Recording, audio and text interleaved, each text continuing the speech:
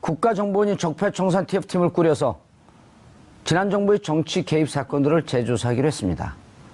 고 노무현 대통령을 죽음으로 내몰았던 이른바 논두렁 시계 사건, 그리고 최동욱 전 검찰총장의 개인정보 불법 사찰 의혹에 대해서도 다시 들여다보기로 했는데요. 뭔가 납득할 수 없었던, 뭔가 찝찝했던 의혹들이 이제 밝혀질 수 있을까요? 자, 어느 사건을 재조사하겠다는 건가요? 네. 일단 사건 지금 가장 집중적으로 언급되는 두 사건은 노무현 전 대통령 논두렁 시계 사건으로 알려진 네. 그 당시 이제 이인규 그 수사검사가 국정원이 흘렸다. 어떤 정보를 이 권양숙 여사가 논두렁에다 박연차 전 회장이 받은 이 시계를 버렸다라는 그런 정보를 흘렸다라는 그 내용에 대해서 다시 한번 조사를 하고요. 그리고 최동욱 전 검찰총장의 혼외 아들 정보가 어떤 경위를 거쳐서 유출됐냐. 당시 국정원 송모 직원을 통해서 유출됐는데 그 사건에 대해서 재조사하고 뭐 댓글 사건을 국정원 댓글 사건을 비롯해서 이제 총 12개 사건에 대해서 재조사가 이루어지는데 여기서 좀 주목할 게 전 두 가지가 있다고 생각합니다. 예. 하나는 이런 국정원의 과거사 청산은 계속 매 정부마다 있었습니다. 예. 심지어 박근혜 정부에서도 있었고요. 그래서 국정원의 개선과 개혁을 얘기할 때 노무현 정부 때 가장 과거사 청산을 아주 처절하게 했었는데 그게 개혁으로 이끌어지지 않은 부분을 주목해야 돼서 그래서 이거 개선은 개선인 것이고 개혁, 제도개혁에 대한 부분까지 연결해서 생각을 좀 할 필요가 있다라는 것 이렇게 말씀 좀 언급을 드리고 싶습니다. 예. 국정원이 이런 많은 사건에 관여하고 있었네요. 그럼요. 예? 뭐 지금 12가지를 이야기하는데 이게 다 국민들이 들어보면은 그 사건 다 알죠. 예, 다 아는 사건인데 예. 뭐든지 하나 명쾌하지 않았고 또 중간에 덮어졌거나 뭐 사실은 이제 서울시청 공무원 간첩 조작 사건 같은 경우에는 유우성. 지금 이제 시장을 또 노리는 그런 공작이 있었고 모든 것들이 뭐 지난 정부들에서 우리가 승복하기 어려운 또 상식적으로 납득하기 어려운 그런 사건들이죠. 근데 이거를 지금 TF팀을 만들어서 적폐청산 TF팀에서 뭐 진상을 재조사하겠다는데 사실은 이 이제 그 누가 하는 건 조남관 국정원 감찰실장이 주도를 해서 합니다. 그러니까 국정원의 감찰실에서 이걸 주도해서 한다는 것은 내부적으로 감찰 차원에서 한다는 이야기거든요. 그래서 감찰을 해서 결과에 뭐 내부 규정을 어겼거나 아니면 현행법을 어긴 게 있으면 그게 따라서 처리하겠다. 그렇게 봐야 되는 거 아니겠습니까? 그렇게 해서 결국은 이 사건들을 만들어내는 과정이 합법적이지 못했거나 뭐 불법적인 내용이 있었다면은 거기에 따라서 처리하겠다. 그 처리는 결국은 인적 청산인 겁니다. 인적 청산이 되는 거고 그 다음에 이어서는 방금 고재일 기자님 말씀하신 것처럼 제도 개선을 통한 개혁이 반드시 뒤따라와야 되는 거죠. 야, 조대인 변호사님, 사건 하나하나가 그렇죠. 이게 다른 나라 이 사건을 하나 갖다 놓으면 이건 한 20, 30년에 한 번씩 있을까 말까 한 사건인데 그렇죠. 이 사건이 그러니까 지난 9년 동안 어떻게 이런 국민의 세금을 갖다가 이런 몹쓸 짓을 집중적으로 아주 심오하게 했을까요? 이게 다 보시면 아시겠지만 뭐 노무현 대통령님의 논두렁 시계 그리고 최동욱 전 검찰총장 이런 사건들 관련된 게 그 당시에 국민들이 다 의심을 했었거든요. 권력기관이 개입된 거 아닌가라는 의심을 했었지만 또 정권 차원에서 그걸 막았는지 어찌인지 모르겠지만 다 그냥 덮였습니다. 그러니까 국민들이 지금 되돌아보면 다 합리적인 의심을 했던 게 맞거든요. 근데 그 9년 동안 이런 것들을 지금 국정원 차원에서 지금 밝혀내고 있지만 다 의문스럽게 처리됐다는 걸 지금 인지하고 있었던 부분이고요. 이제라도 조금 정리돼야 될 것 같습니다. 확실히. 자, 국정원이 이렇게 앞장서서 개혁을 하는데 고재일 기자님, 네. 앞장서서 개혁을 하는데 검찰도 뭔가 해야 되지 않을까요? 그렇죠. 예. 여기 중요한 가장 핵심적인 게 BBK. 네. 아니 그것도 BBK 있고. 기획입구. 이 기승전 BBK. 근데 지금 BBK 기획입구 하면 그 편지 흔들었던 홍준표. 네. 재조사이죠. 유영하 변호사도. 예. 그런데 이 아까 허성무 전 비서관님이 언급하셨는데 이 지금 국정원 적폐청산 TF의 주체가 국정원 감찰실장이지 않았습니까? 그런데 그동안에 이 국정원 적폐들이 당시에도 문제가 됐다가 검찰 수사 과정에서 용두사미가 되어버렸습니다. 그래서 국정원 적폐청산은 국정원만으로 하면은 반쪽밖에 아닙니다. 이 검찰이 수사 과정에서 엿받고 먹었는데 그 검찰 적폐까지 같이 파악을 해야지 이게 이제 쌍축으로 될 수 있습니다. 안 그러면은 이게 어떻게 되냐면 나중에 결론에 그런데 법적으로 따져봤더니 나중에 무죄가 되지 않았느냐. 예. 그런 식으로 이렇게 흐지부지 된 결국은 이 순환 논리에 빠지게 됩니다. 그래서 당시 검찰 수사가 부족했던 부분 또 왜곡됐던 부분 대표적인 게 서울시 공무원 간첩 조작 의혹이지 않습니까? 예. 현직 검사들이 그 조작에 같이 관여했어요. 예. 그렇기 때문에 그런 부분들을 이 검찰까지 같이 알아보는 적폐를 청산하는 그런 작업이 필요할 것 같습니다. 이렇게 되지 않을까요? 이것이 이제 이른바 그 허성무 비서관님 이런 게 이제 지금 얘기가 정확하게 지적을 하셨는데 국정원이 이게 솔로로 무쇠불처럼 혼자서 간 게 아니고 이게 그 쌍두마차로 달린 거거든요. 국정원이 어느 정도 정보를 토스하면 실행 단위에 있었던 건 다 검찰이었거든요. 그렇죠. 예를 들어 그 유성 간첩 조작 사건도 누가 조작했는지 모르지만 입건 기록을 조작을 해서 마치 유성 씨가 수시로 북한을 들락날락 했던 것처럼 걔 찾아가 보니까 민변에서 찾아가 보니까 이건 가짜 기록이다. 근데 검찰은 그 기록을 갖고 이거 봐라. 네, 기소하고 유죄 증거로 쓰고. 건네준 거는 국정원에서 건네줬고 그것을 갖고 행동대장 한 건 검찰에 있었단 말이에요. 맞습니다. 예. 그래서 국정원이 조사를 하면서 사실은 검찰이 여기에 직접적으로 직간접적으로 관여돼 있다라고 하는 결론을 내지 않을까요? 당연합니다. 너무나 당연하고. 그래서 이제 이걸 지금 방금 고 기자님도 말씀하셨지만은 ETF에 현직 검찰 3명을 지금 그 파견받아서 ETF가 꾸려집니다. 아, 그래요? 그렇습니다. 그거 어떻게 하셨어요? 보도 이미 나왔습니다. 나왔어요? 오. 예, 그 중에 또 한 명은 파견 검사 3명 중에 김태현 검사는 그 댓글 사건 당시에 그 조사하던 검찰 팀원 중에 한 명이기 때문에 이번에 뭐 좀 제대로 되지 않겠느냐. 근데 이제 그 이전에 더 중요한 것은 뭔가 하면은 서훈 국정원장을 임명한 것은 뭐 우리가 예상했던 건데 국정원 기조실장에 신은수 변호사를 임명을 했어요. 그럼 이 신은수 비서관은 실장은 누구냐? 그 사실은 이제 지금 청와대 민정수석 조국 수석이 있는데 그 자리에 사실은 더 강력하게 거명됐던 분입니다. 예, 신현수.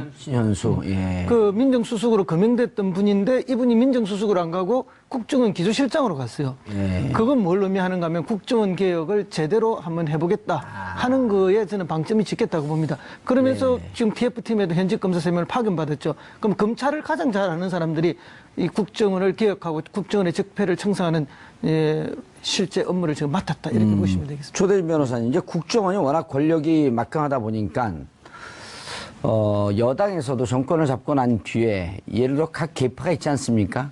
그렇죠. 대통령이 국정원장을 만약에 대통령 쪽 사람을 임명하면 또 약간은 그 당에서 세력 균형을 이루기 위해서 대통령과는 조금 떨어진 분이 기조실장을 임명을 하고 근데 원세훈 국정원장 시절에는 아주 재밌는 일이 있었단 말이에요. 본인이 국정원장이 되면서 기조실장을 자기가 임명을 했어요. 그러면서 국정원 내부에서 이 권력이 한쪽으로 집중되어 있으면 문제가 됩니다. 그럴 때 원세훈 당시 국정원장이 내가 감옥 갈게. 그래 감옥 갔어요 결국.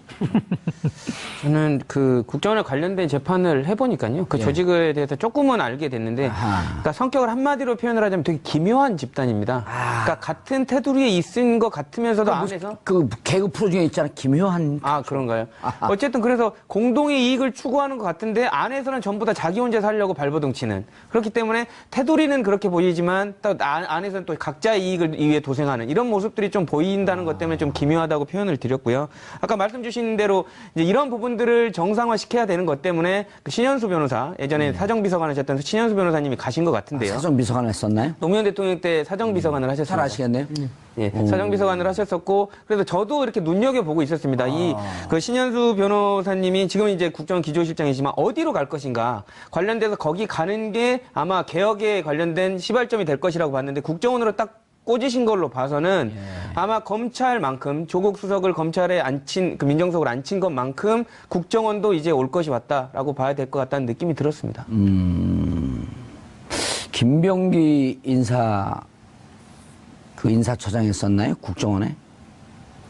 김병기 의원이? 이병기인가요? 김병기인가요? 동작이. 지금 현 그 더불어민주당 김병기 의원이죠. 예. 그분이 국정원에서 한 20년 있었는데 사설에서 그런 얘기를 해요.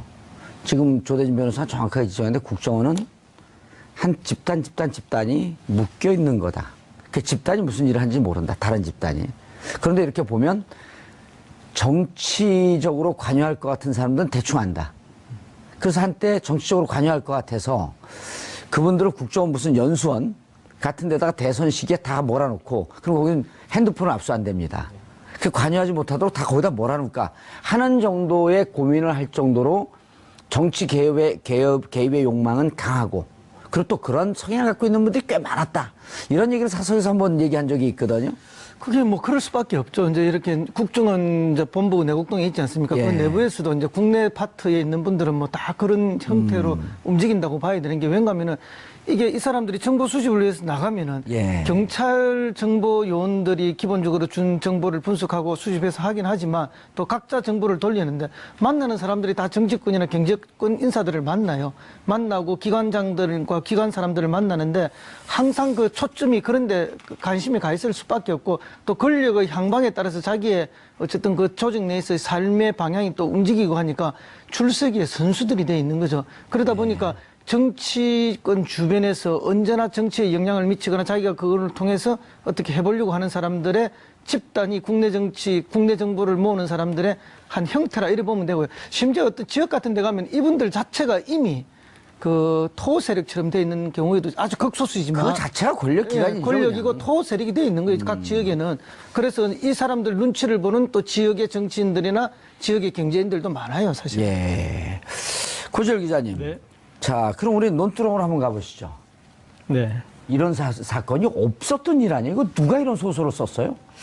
그 이제 이런 이제 논두렁 사건이 발생하게 되는 예. 또 한 축은 그런 이제 국정원의 이 여론 공세를 할 때 언론이 거기 부안해동해서 움직였기 때문에 되지 않겠습니까? 지금 검찰도 이 그동안 이제 이런 이 정치 검사 그런 비난을 받는 여러 수사에서 수사 내용들을 이게 누군가 누출을 하고 그러니까 국정원도 마찬가지고 그리고 그것들을 그래서 언론이 받아서 검증되지 않은 내용을 가지고 여론전을 하면서 이제 불거졌던 것인데 이 부분도 이 당시에 이제 중수부장이었던 이인규 검사가 마치 검찰이 누출한 것처럼 처음에는 당연하게 그렇게 생각하지 않겠습니까? 예. 왜냐하면 노무현 전 대통령에게 시계는 어떻게 하셨습니까? 물었더니 노 전 대통령이 시계 문제가 불거진 뒤에 권영숙 여사가 바깥에 버렸다고 합니다라는 이제 이런 식으로 이제 처음에는 이제 그런 진술이 있었는데 그것들이 검찰이 통해서가 아니라 국정원을 통해서 전파되면서 논두렁에 버렸다고 합니다 하면서 어떤 국민 감정을 노무현 대통령은 저렇게 발언을 했다는 거예요? 뭐예요, 저게? 그때 당시에. 그때 당시에 이제 논두렁 얘기가 나오지 않았다라는 게 핵심. 아니, 노무현 대통령 저 발언을 했답니까? 제가 알기로는 밖에다 버렸다? 예. 근데 그거를 말한 것도 잘못된 거 아닌가요? 그거를 왜 담당 검사가 그걸 언론에다가 어디다 버리는지. 요 부분은 이제 전에 잘못 알려진 정보가 있으니까 그것에 대해서 이제 이 고치기 위해서 얘기한 거니까 이 부분은 좀 납득할 수 있을 것 같아요. 근데 지금 지나서 보면 조배대진 변호사님 시계를 받은 건 맞아요? 그것도 확실하지 않습니다. 그리고 그러니까 일단은 거기서부터가 아무것도 없는 거 아니에요? 그러니까 물론 지금 이인규 검사는 나중에 검찰에서 나와서 나는 마치 이런 부분들이 노무현 대통령 조사할 때는 논두렁 얘기가 안 나왔는데 국정원이 만든 것 같다라고 본인은 책임에서 살짝 빠지는 듯한 모습을 그러니까 보이거든요. 시계는 있었냐고요? 그런 부분도 조사에서 명확하게 드러난 부분이 없습니다. 왜냐하면 관련해서 조사가 다 끝나지를 않았기 때문에. 처음에 명품 시계 논두렁 보도 등은 국정원 주도로 이루어진 것? 참 명품 시계 받았는지 안 받았는지 준 사람 누군지 아무것도 안 나온 거 아니에요? 그러니까 그 화면에 있어서 저 덩어리 자체 주도로 이루어진 것 그 앞에 있는 그 부분이 모두 사실인지 아닌지 확인이 안 되는 겁니다. 확인이 안 된 거 아니에요? 그렇죠. 명품 시계를 누가 줬는지 받았는지 그렇죠. 이것도 확인되지 않은 상태에서 그다음 논쟁이 논두렁이냐 그냥 일반 것으로 버린 거냐? 그렇죠. 그럼 명품 시계는 당연히 받은 것처럼 됐단 말이에요? 그렇죠. 그 포인트를 이쪽으로 남겨둠으로 인해서 나머지 존재들은 사실을 전제하는 걸로 돼버리는 건데. 그렇게 됐죠. 그래서 그거 자체도 되게 저는 안 좋다고 봅니다. 올바른 아니 게 안 아니라. 좋은 게 아니라 명품 시계를 받은 적이 없는 거 아니에요? 아니, 우리 어떻게 된 거예요, 이렇게 이거는? 말을 하게 된 그 말투의 배경이 예. 그런 거 있지도 않는 그런 질문을 왜 하느냐에 대한 그런 그 뭐라죠 역공의 그 어투로 바깥에 내다버립답니다 이런 식으로 대답을 했다라고 하는 이제 설이 있는 거죠. 설이 있는 거죠. 예. 근데 설이 있는 거를 중수부장이 얘기를 해요? 확인도 하지 않고? 그러니까 그게 일반적이지 않은 게요. 조사에 관련돼서 아직 재판도 이루어지지 않은 상태에서 당사자가 진술한 거를 언론에 밝혔다는 것 자체가 부적절한 겁니다. 피의사실 공표 아니에요. 그렇죠. 왜냐하면 그 부분에 설령 그게 사실이든 아니든 재판에 가서 재판장이 판단을 해야 될 부분이지 그 부분은 안 그래도 이슈가 되는데 더더군다나 당사자가 대통령인 상황에서 그 부분을 언론한테 일부라도 말해주는 거 그거는 아주 문제가 되는 부분이죠. 그럼 문제가 되니까 국정원이 흘렸다고 하더라. 그러면서 국정원한테 책임을 툭 넘기고. 그렇죠. 그 덩어리 하나 논두렁으로 그냥 토스하고 간 겁니다. 이인규 부장. 그러니까 저런 거 같습니까? 홍준표 지금 자유한국당 대표 같은 경우도 대선 과정에서 당시에 이제 이 수사 내용들에 대해서 기정사실화하면서 계속 공격을 하지 않았습니까? 그러면서 어떤 노무현 전 대통령의 어떤 명예를 심각하게 훼손하는 그런 일들이 있었는데 이 부분에 대해서는 그러니까 검찰 수사 과정에서 그 수사 과정이 특별히 뭐 중간 수사 발표가 있거나 그 정리된 국민에게 정리해서 알린 그런 절차가 전혀 없었던 일이기 때문에 거기에 대해서 이 수사하셨던 분들은 이제 수사 내용을 얘기할 수 없는 부분이고 그다음에 그렇기 때문에 그 다른 분들이 이 얘기가 돼서 정리가 되지 않은 부분인데 사실인 것처럼 사실로 이 정리된 것처럼 발언하고 그걸 이제 선거에까지 활용하는 것은 문제가 있죠. 문제는 게 아니라 이런 사람들 감옥 보내야 되는 거 아니에요? 그냥 문제가 있으니까 문제가 있으니까 조심하세요. 이 정도는 아니잖아요. 이게 완전히 나라를 뒤흔든 사건이었었는데 그 노무현 대통령을 전국적으로 죽음으로 몰아간 직간접적 타살이다.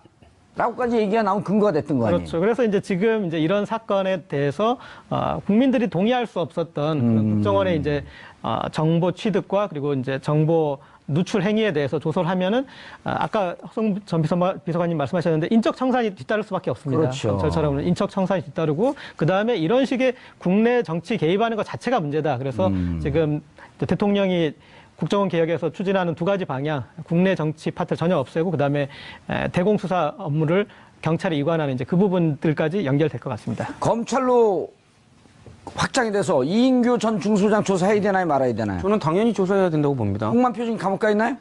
그렇죠. 나왔나요? 아닙니다. 지금 재판 중이고요. 재판 중에 추가 뛰어야죠, 그럼.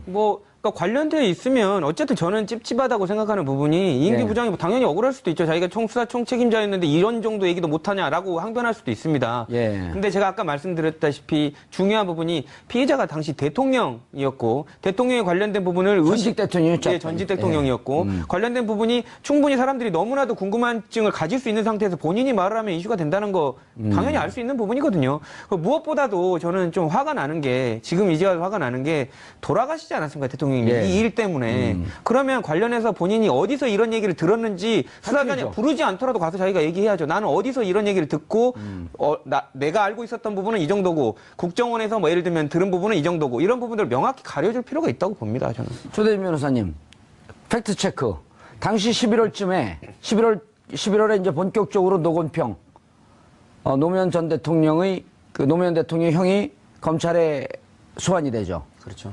그리고 그때 소환이 될 때 이제 한가래 소문이 최재경 중수부장이 이것은 설사 이런 돈 문제가 있다고 할지라도 퇴임 이후의 문제이기 때문에 뇌물로 기소하거나 할 수가 없습니다. 자신 없습니다. 그럴 때 이인규 중수부장이 손들고 나왔다는 거 아니에요? 그렇죠. 제가 제가 하겠습니다. 그리고 이인규 중수부장의 수사 기법은 가족까지 탈탈 터는 그리고 그 라인을 잡기로 홍만표, 우병우까지. 그렇죠. 그래서 이제 3인방 아니에요? 네. 노무현 대통령을 죽음으로 몰아넣은 3인방. 이분들 이분들이, 아유, 죄송합니다. 이 양반, 근데. 괜히 뭐 화를 내니까 나까지 화가 나잖아요. 저는 진짜로 이 사람들 다 조사해야 되잖아요? 그러니까 사실상 그 우병우 수석이 노무현 씨라고 얘기했던 그 워딩 자체가 우병우 수석이 한 게 아니라 이인규 부장이 했다는 얘기들도 있었거든요. 그래서 그 이인규 부장이 어떻게 보면 만약에 그런 얘기를 직접 했다면 정치적 욕심이 있었을 수도 있고 그리고 스스로도 검사들이 정치성을 얘기를 하니까 정치적인 목적 때문에 수사를 했다고 배제할 수는 없다고 봅니다. 예, 알겠습니다. 허성무 비서관님. 네네. 혼외자, 최동욱 혼외자로 넘어가죠. 그렇죠. 이게 지금 생각해도 다 화가 나니까 최동욱 당시 사건이 이렇게 됐던 거죠. 자, 최동욱 검찰총장이 원세훈 국정원장을 선거법 위반, 대선 댓글 개입 선거법 위반으로 기소하겠다, 구속 기소하겠다고 하자 당시 법무부 장관이었던 누구죠? 황교안. 황교안이 무슨 구속 기소냐? 기소하지 마라. 그러니까 그나마 타협한 게 불구속 기소하는 것으로 하자. 그 다음에 이제 이 사건에서 손을 떼게 하기 위해서 최동욱 혼외자들이 나왔다. 그렇죠. 예, 근데 이제 그 혼외자 아들의 정보를 그러면 누가 이제 맨 처음 그렇죠. 알게 됐느냐. 예. 이제 국정원 직원인 거죠. 조선일보가 제일 먼저 보도했어요. 보도는 거기서 했는데 예. 이제 흘러나오기 시작한 게 그러면 그 국정원 직원은 그럼 그 정보를 어디서 했느냐. 뭐 화장실에서 옆에서 누군가가 이야기하는 걸 듣고 정보를 인지했다. 그래서 서초구청에 가서 그걸 이제 확인하기 위해서 그렇게 했다. 이렇게 나오는 거예요.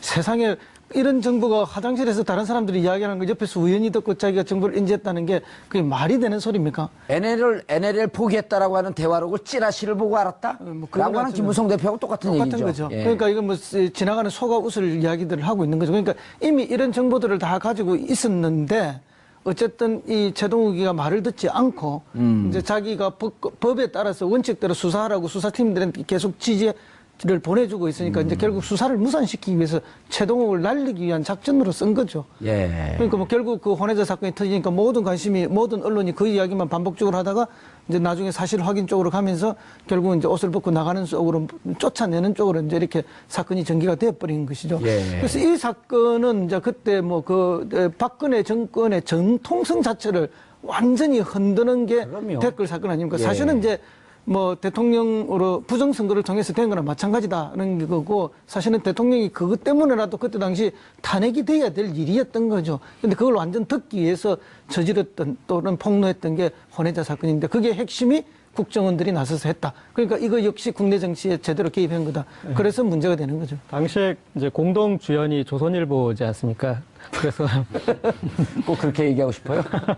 근데 이제 혼외자 조선일보 사건 꼭 주연의 위치에 갖다 주고 싶냐고요? 그러니까 그 혼외자 사건 전에 사실은 이제 댓글 사건 관련해서 예. 정말 민감한 수사지 않습니까? 그래서 검찰총장과 그다음에 당시 이제 윤석열 수사팀장이나 아주 긴밀하게 하고 있었는데 그 중간에 수사 내용이 조선일보를 통해서 계속 유출되면서 거기서부터 이제 사실은 갈등이 있었습니다. 그래서 최동욱 전 총장이 이제 감찰 지시도 내리는데 그것에 대해서 또 계속 조선일보가 시비를 걸고 그런 어떤 티격태격하는 와중에 있다가 이 혼외자 사건으로 넘어오고 당시 이제 서초구청 담당하는 그쪽 관할을 지역을 담당하던 국정원 직원 송모 씨가 두 라인으로 해서 움직였습니다. 이미 사실은 정보는 다 가지고 있었고 물증 증거를 확보하는 과정이죠. 한 축은 알리바이 아니었을까요? 거기에 이제 확실한 어떤 그런 이제 그거를 갓대기 위해서 왜냐하면 최동욱 검찰총장의 주민번호를 넣고 요즘은 정보를 검색하는 게 주민번호를 넣고 실질적으로 이 사람의 정보를 들여다보는 순간 로그 기록이 남거든요. 그럼 누가 기록을 받는지 알죠. 예. 그러니까 그건 분명히 국정원 내부에서 했을 가능성이 높고 그렇죠. 그걸 덮기 위해서 서초구청을 알리바이를 맞추기 위해서 갔을 가능성이 이제 높은 거죠. 그 보면은 투 트랙으로 가지 않습니까? 예. 하나는 이제 교육지원청 통해서 그 학교로 학교 들어갔고. 가가지고 예. 학교장에게 얘기해서 또 학교장이 담임 교사한테 얘기해서 그 부분에 이제 담임 교사가 완벽하게 협조해주는 않지만 일단 최동욱 이름을 이제 확인하는 그 과정으로 가고 그 다음에 또 하나 이제 이 서초구청 통해서 또 이렇게 정보를 얻었는데 아까 또 말씀하셨던 그런 이 상식적으로 납득이 안 가는 화장실에서 주워들었다라는 이제 그런 부분들은 법정에서도 사실은 이제 재판장도 뭐 그걸 가지고 우리가 받아들일 수는 없다. 그래서 이제 어떤 그 인정 과정을 거쳤는데 이런 식으로 그 갔던 것에 대해서 지금 좀 다시 따진다면은 저는 그때 이 검찰 그리고 이 언론 이 세 축까지 다 들여다볼 필요가 있습니다. 그리고 지금 똑같은 패턴인데 그냥 개인 일탈로 보는 거였어요. 당시에 그 수사 이제 마지막으로 재판이 진행되는 과정은 그냥 그 직원이 궁금해서 해본 거예요. 범행 동기도 그러니까 그런데 이것은 현직 검찰총장을 노린 정치 공작이고 거기서 이제 윗선까지 가보는 수사가 이번에 이제 나타나겠죠. 자, 조대진 변호사님, 이런 거잖아요. 국정원 직원이. 이제 문제가 되는 게 우리가 이번에 국민의당 사태도 보게 되면 비기닝, 시작점이 도대체 어디냐 이런 거거든요. 네. 근데 보면은 이번에도 이유미도 그냥 누가 조작을 협의한 과정은 다 빠져 있단 말이에요.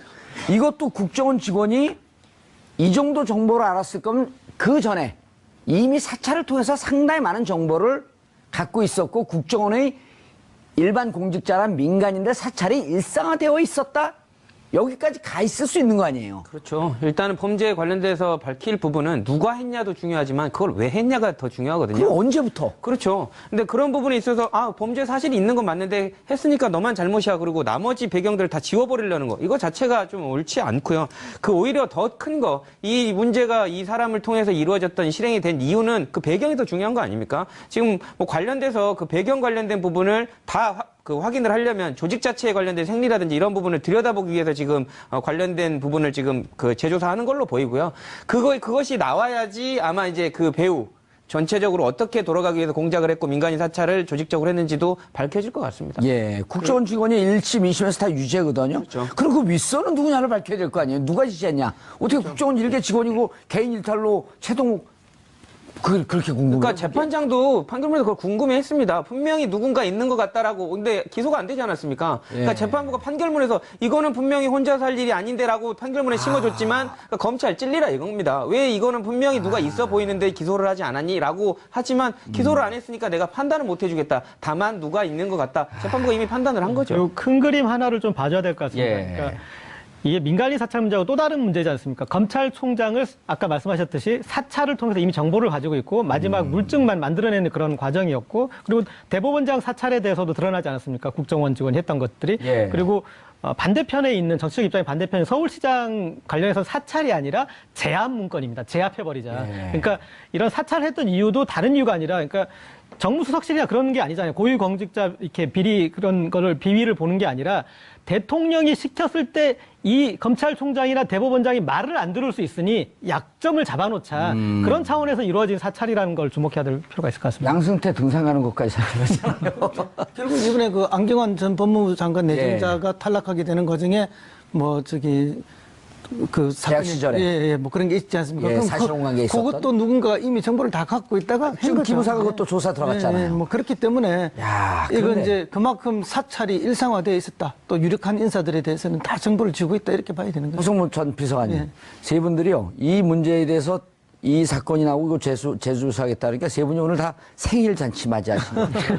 근데 대한민국이 한 단계 더 나아지기 위해서는 반드시 이거 적폐청산 한번 하고 가야 됩니다. 저는 이 그래야 얘기를 미래가 있는 하면서 거죠. 가슴이 뭉클한 게 이런 것을 정상으로 돌려놓으려고 그 겨울 내내 그렇죠. 촛불을 들고 고생을 한 그 보람이 이제 나오는 거 아닌가 하는 생각이 들더라고요. 그러니까 이제 문재인 대통령이 이제 역대 우리가 이제 세 번째 민주정부, 3기 민주정부라고 하는데 두 분의 민주정부를 거치면서 우리도 학습 효과가 있는 거죠. 이번에는 제대로 개혁하고 제대로 정착시켜 가겠다. 그래서 그걸 하기 위해서는 이번 단계에 뭘 해야 되겠다는 걸 이제 근데 김대중 대통령 때도는 뭐 정치 보복하지 않겠다 이런 큰 그 슬로건을 가지고 보복 없는 이런 사회를 만들겠다 해서 굉장히 포용적이고 관용적으로 갔던 게 사실이거든요. 그 결과 뭐 노벨 평화상도 받으셨지만 그러나 그것 때문에 사실은 일부 이렇게 악한 세력들이 끊임없이 기회를 노리고 있는 것이고 반복적으로 했다고 저는 봅니다. 근데 노무현 대통령 때도 뭐 약간의 청산을 하기 위한 노력들은 했지만 실제로는 그 제도 개선으로 완벽하게 이어지지 못했기 때문에 다시 그런 역습이 있었던 거고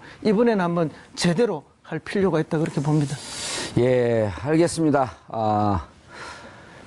국정원이 적폐청산 TF를 만들었습니다. 김대중 대통령은 정치 보복은 없다고 했지만 아우슈비츠 수용소에서 살아남은 프랑스 철학자 장 아메리는 이렇게 얘기합니다. 어설픈 용서는 더 큰 악이 만들어질 수 있는 자양분을 제공할 뿐이다. 정치적 보복은 옳지 않지만 과거에 정치 권력을 이용해서 국민을 억압하고 비정상을 일상화시켰던 그 세력에 대한 단죄는 필요하다고 생각합니다. 국가정보원이 적폐청산 TF팀을 꾸려서 지난 정부의 정치 개입 사건들을 재조사하기로 했습니다. 고 노무현 대통령을 죽음으로 내몰았던 이른바 논두렁 시계 사건, 그리고 최동욱 전 검찰총장의 개인정보 불법 사찰 의혹에 대해서도 다시 들여다보기로 했는데요. 뭔가 납득할 수 없었던, 뭔가 찝찝했던 의혹들이 이제 밝혀질 수 있을까요? 자, 어느 사건을 재조사하겠다는 건가요? 네. 일단 사건 지금 가장 집중적으로 언급되는 두 사건은 노무현 전 대통령 논두렁 시계 사건으로 알려진 네.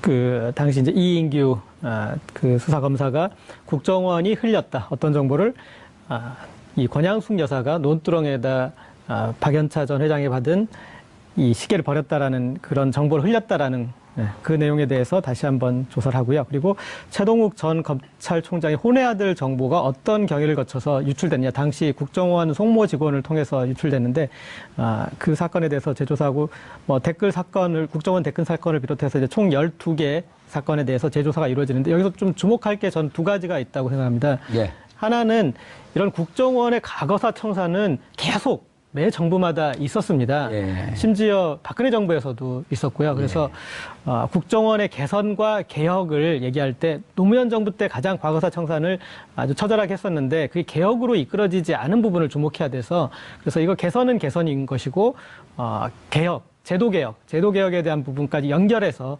생각을 좀 할 필요가 있다라는 것 이렇게 말씀 좀 언급을 드리고 싶습니다. 예. 국정원이 이런 많은 사건에 관여하고 있었네요. 그럼요. 예. 뭐 지금 12가지를 이야기하는데 이게 다 국민들이 들어보면은 그 사건 다 알죠. 예, 다 아는 사건인데 예. 뭐든지 하나 명쾌하지 않았고 또 중간에 덮어졌거나 뭐 사실은 이제 서울시청 공무원 간첩 조작 사건 같은 경우에는 유성. 예, 지금 이제 시장을 또 노리는 그런 공작이 있었고 모든 것들이 뭐 지난 정부들에서 우리가 승복하기 어려운 또 상식적으로 납득하기 어려운 그런 사건들이죠. 근데 이거를 지금 TF팀을 만들어서 적폐청산 TF팀에서 뭐 진상을 재조사하겠다는데 사실은 이 이제 누가 하는 건 조남관 국정원 감찰실장이 주도를 해서 합니다. 그러니까 국정원의 감찰실에서 이걸 주도해서 한다는 것은 내부적으로 감찰 차원에서 한다는 이야기거든요. 그래서 감찰을 해서 결과에 뭐 내부 규정을 어겼거나 아니면 현행법을 어긴 게 있으면 그게 따라서 처리합니다. 네. 앞장서 개혁을 하는데 검찰도 뭔가 해야 되지 않을까요? 그렇죠. 예. 여기 중요한 가장 핵심적인 게 BBK. 네. 아니 그것도 BBK 있고. 기획입구. 이 기승전 BBK. 근데 지금 BBK 기획입구 하면 그 편지 흔들었던 홍준표. 네. 재조사이죠. 유영하 변호사도 예. 그런데 이 아까 허성무 전 비서관님이 언급하셨는데 이 지금 국정원 적폐청산 TF의 주체가 국정원 감찰실장이지 않았습니까? 예. 그런데 그동안에 이 국정원 적폐들이 예. 당시에도 문제가 됐다가 검찰 수사 과정에서 용두사미가 되어버렸습니다. 그래서 국정원 적폐청산은 국정원만으로 하면은 반쪽밖에 아닙니다.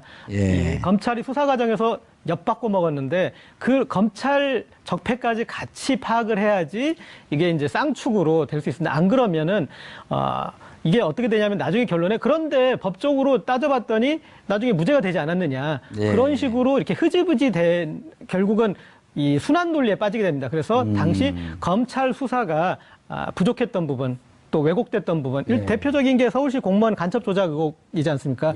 현직 검사들이 그 조작에 같이 관여했어요. 예. 그렇기 때문에 그런 부분들을 이 검찰까지 같이 하겠다. 그렇게 봐야 되는 거 아니겠습니까? 그렇게 해서 결국은 이 사건들을 만들어내는 과정이 합법적이지 못했거나 뭐 불법적인 내용이 있었다면은 거기에 따라서 처리하겠다. 그 처리는 결국은 인적 청산인 겁니다. 인적 청산이 되는 거고 그 다음에 이어서는 방금 고재일 기자님 말씀하신 것처럼 제도 개선을 통한 개혁이 반드시 뒤따라와야 되는 거죠. 야, 조대인 변호사님. 사건 하나하나가 그렇죠. 이게 다른 나라에 이 사건을 하나 갖다 놓으면 이건 한 20, 30년에 한 번씩 있을까 말까 한 사건인데 그렇죠. 이 사건이 그러니까 지난 9년 동안 어떻게 이런 국민의 세금을 갖다가 이런 몹쓸 짓을 집중적으로 아주 심오하게 했을까요? 이게 다 보시면 아시겠지만 뭐 노무현 대통령님의 논두렁 시계 그리고 최동욱 전 검찰총장 이런 사건들 관련된 게 그 당시에 국민들이 다 의심을 했었거든요. 권력기관이 개입된 거 아닌가라는 의심을 했었지만 또 정권 차원에서 그걸 막았는지 어찌인지 모르겠지만 다 그냥 덮였습니다. 그러니까 국민들이 지금 되돌아보면 다 합리적인 의심을 했던 게 맞거든요. 근데 그 9년 동안 이런 것들을 지금 국정원 차원에서 지금 밝혀내고 있지만 다 의문스럽게 처리됐다는 걸 지금 인지하고 있었던 부분이고요. 이제라도 조금 정리돼야 될 것 같습니다. 확실히.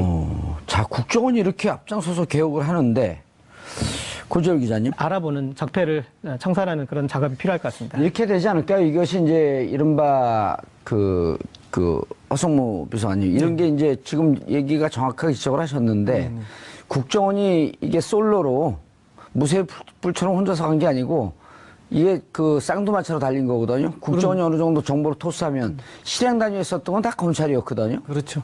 예를 들어 유성 간첩 조작 사건도 누가 조작했는지 모르지만 그 기록을 조작을 해서 마치 유성 씨가 수시로 북한을 들락날락했던 것처럼 걔 찾아가 보니까 민변에서 찾아가 보니까 이건 가짜 기록이다. 근데 검찰은 그 기록을 갖고 이거 봐라. 네, 기소하고 유죄 증거로 쓰고 건네준 거는 국정에서 건네줬고 그것을 갖고 행동대장 한 건 검찰에 있었단 말이에요. 맞습니다. 예. 그래서 국정원이 조사를 하면서 사실은 검찰이 여기에 직접적으로 직간접적으로 관여돼 있다라고 하는 결론을 내지 않을까요? 당연합니다. 너무나 당연하고 그래서 이제 이걸 지금 방금 고 기자님도 말씀하셨지만은 ETF의 현직 검찰 3명을 지금 그 파견받아서 ETF가 꾸려집니다. 아 그래요? 그렇습니다. 그거 어떻게 하셨어요? 보도에 이미 나왔습니다. 나왔어요? 예, 그 중에 또 한 명은 파견 검사 3명 중에 김태현 검사는 그 댓글 사건 당시에 그 조사하던 검찰 팀원 중에 한 명이기 때문에 이번에 뭐 좀 제대로 되지 않겠느냐. 근데 이제 그 이전에 더